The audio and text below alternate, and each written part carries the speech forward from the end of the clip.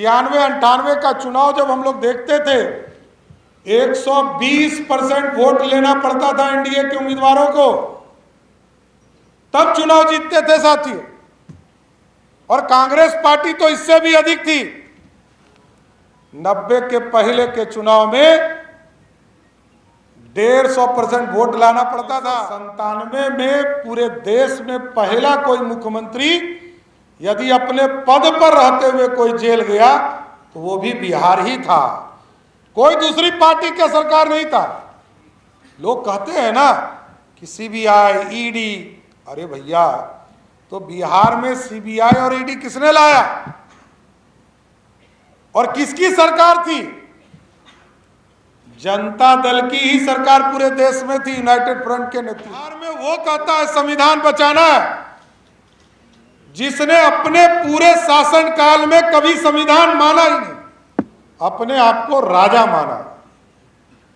90 से लेकर 2005 तक की सरकार ने कभी माना ही नहीं कि बिहार में लोकतंत्र, कहा राजा है और हम तो माई समीकरण से चुनाव जीतते हैं, बूथ कैप्चरिंग, वो दौर भी देखा।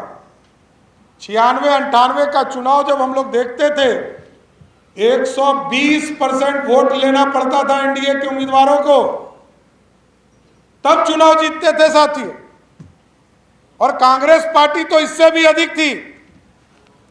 90 के पहले के चुनाव में 150% वोट लाना पड़ता था, नहीं तो रात को ही बूथ कैप्चरिंग होकर खत्म कर दिया जाता था। वो पार्टियां करी है लोकतंत्र स्थापित करना, सत्ता का दुरुपयोग जानती। और आज देखिए साथियों कौन जुट रहे हैं। 2 दिन पहले बिहार में लोग आए, कौन आए? या तो परिवार बचाने के लिए, ठीक कहा सुशील जी ने, नहीं तो अपनी भ्रष्टाचार बचाने के लिए। और बिहार भी एक अनोखा प्रदेश है। सुशील जी को मैं लड़ते हुए देखता रहा हूं, बिहार के विधानसभा में इनको लड़ते हुए मैं देखता रहा लंबे समय से। साथियों मैं देखता रहा कि आज जो स्थिति है 1997 में पूरे देश में पहला कोई मुख्यमंत्री यदि अपने पद पर रहते हुए कोई जेल गया तो वो भी बिहार ही था, कोई दूसरी पार्टी का सरकार नहीं था। लोग कहते हैं ना कि सीबीआई, ईडी, अरे भैया तो बिहार में सीबीआई और ईडी किसने लाया और किसकी सरकार थी? जनता दल की ही सरकार पूरे देश में थी, यूनाइटेड फ्रंट के नेतृत्व, जो एक फ्रंट बना था। और 44 सांसद की पार्टी की सरकार थी और लालू जी ही पार्टी के राष्ट्रीय अध्यक्ष थे। पहली बार सीबीआई की एंट्री हुई। चारा घोटाला में स्कूटर पे लोग गाय भैंस चढ़ा रहे थे। अब वो भी एक अनोखा था कि जिस कम्युनिटी में जन्मे थे उसी कम्युनिटी के चीजों को खा गए। तो चलिए वो तो अपने जगह है, लेकिन आज जो लोग ये कह रहे हैं कि लोकतंत्र खतरे में है, उसका मूल कारण है ये सारे लोग भ्रष्टाचारी मिले हैं। कोई विकास से इनको लेना देना नहीं है।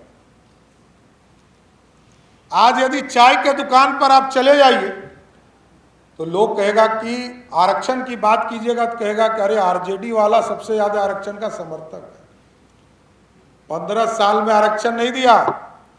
लेकिन जब जब भाजपा सरकार में रही साथियों, तब तब बिहार में आरक्षण देने का काम किया साथियों, सभी वर्गों, कोई एक वर्ग छूटा नहीं। लेकिन अब बिहार को आगे बढ़ाने की जरूरत है साथियों, और बिहार आगे बढ़ेगा। आदरणीय सुशील जी और हमारा पूरा नेतृत्व यहां बैठा है। स्पष्ट तौर पर जब जंगल राज को समाप्त करना था, आतंक राज को समाप्त करना था, तो नीतीश कुमार जी को पूरी तरह भाजपा के लोगों ने समर्थन किया। कांग्रेस के राज को समाप्त करना था तो कर्पूरी ठाकुर जी को मुख्यमंत्री बनाया, लालू प्रसाद जी को मुख्यमंत्री बनाया।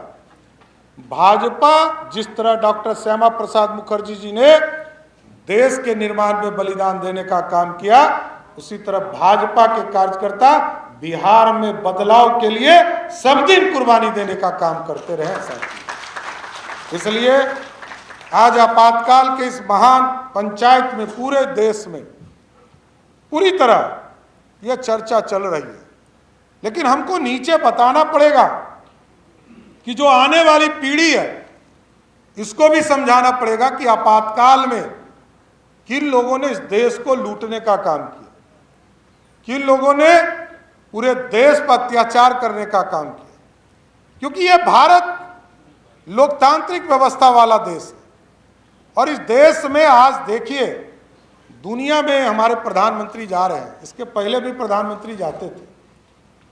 जब तक श्रीमती गांधी स्विच नहीं दाबती थी तब तक प्रधानमंत्री बोलते भी थे, क्या मनमोहन सिंह जी। आज हमारे प्रधानमंत्री हैं जो सिर्फ दुनिया के किसी कोने में जाते हैं गौरवशाली इतिहास के साथ खड़े हैं। आज देखिए अमेरिका के सीनेट में गए और 15-16 बार वहां पर उठकर लोगों ने स्टैंडिंग ऑडिशन देने का काम किया।